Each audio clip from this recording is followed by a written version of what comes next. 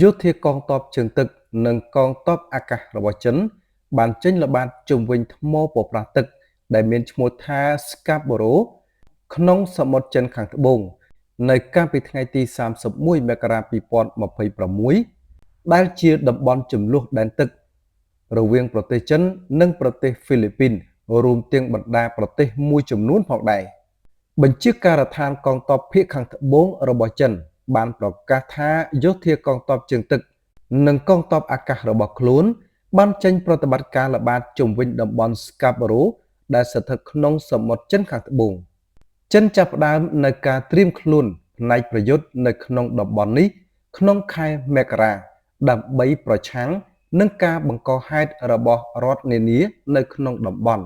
នេះបើយោងតាមការប្រកាសរបស់បញ្ជាការដ្ឋានកងទ័ពភាគខាងត្បូងរបស់ចិនតំបន់ថ្មប្រប្រាស់ទឹកដែលមានឈ្មោះថា Scarborough គឺជាតំបន់សេដ្ឋកិច្ចផ្ដាច់មុខ EEZ ដែលហ្វីលីពីនចាត់ទុកថាជាតំបន់ក្នុងដែនអធិបតេយ្យភាពរបស់ខ្លួនក៏ប៉ុន្តែភាគីចិនក៏ប្រកាសថាជាដែនទឹករបស់ខ្លួនផងដែររួមទាំងបណ្ដាប្រទេសមួយចំនួនផងដែរ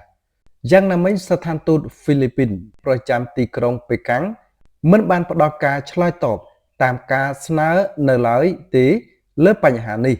បើទោះបីជាមានការចុះផ្សាយរបស់ទីភ្នាក់ងារសារព័ត៌មាន Reuters យ៉ាងណាក៏ដោយតាមការប្រកាសរបស់យោធាហ្វីលីពីនបានលើកឡើងថាយោធារបស់ខ្លួននិងយោធាសហរដ្ឋអាមេរិកទើបតែបានធ្វើសមយុទ្ធរួមគ្នានៅក្នុងតំបន់ថ្មប្រប្រាស់ទឹក Scarborough នៅកាលពីប្រមាណថ្ងៃមុននេះផងដែរ